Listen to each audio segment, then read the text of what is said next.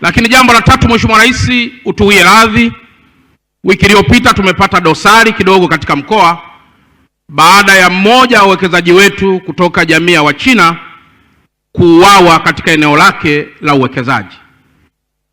Mheshimiwa Rais, jambo hili tunafahamu namna ambavyo linaweza kupelekea kasoro kubwa ya kidiplomasia na mahusiano yake, lakini Mheshimiwa Rais, naomba nikuthibitishie chini ya viongozi wetu na chini ya jeshi la polisi katika mkoa wetu wa Dar es Salaam, watu wote hao watakamatwa. Tunaye Sakapu Mlilo, naomba asimame na umthibitishie tu Mheshimiwa Rais kwamba wote watakamatwa. Lakini si yeye tu Mheshimiwa Rais, ndani ya mkoa huu najivunia RPC watatu: Sakapu Marulu, Sakapu Mgonja, Sakapu Kitinku. Wote naomba msimame ili Mheshimiwa Rais aweze kuona. Kwa hiyo Mheshimiwa Rais, hao anajivunia nao, wanamsaidia kazi kubwa sana Sakapu Mlilo, na nataka nikuthibitishie kwamba hao wote waliofanya hivyo watakamatwa. Lakini jambo la nne, Mheshimiwa Rais, yanapotokea mambo kama haya, tumeendelea kutoa elimu kubwa sana kwa Watanzania kwamba linapotokea jambo la namna hii, jamii yoyote ile ambayo tayari ina majawabu kuhusu jambo lililotokea, watoe ushirikiano kwa jeshi la polisi na vyombo vyote vya usalama ili masuala mengine yaweze kuendelea. Sio busara wala akili kuanza kumnyoshea kidole mtu ambaye hajahusika moja kwa moja na jambo hilo. Mheshimiwa Rais, jeshi la polisi ni muhimili mkubwa sana katika taifa letu, na ndio maana inaitwa cohesive apparatus of the state.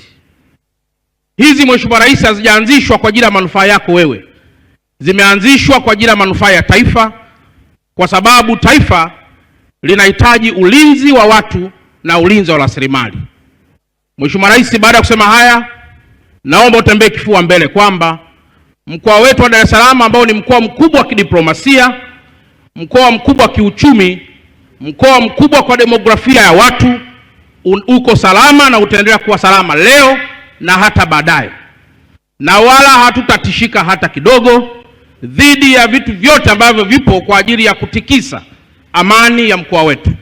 Mheshimiwa Rais, baada ya kusema haya, nakushukuru sana na Mwenyezi Mungu aendelee kukubariki ili uendelee kutuongoza taifa hili katika kipindi hiki kipya ambacho umepewa ridhaa kubwa ya Watanzania kuweza kutuongoza. Dr. Samia hoye! Hoye! Dr. Samia hoye! Hoye! Asante sana. Asante sana, naomba tumpigie. Sikiliza bana, hebu tafuta duka ambalo unajua utapata mabati yasiyopauka bana.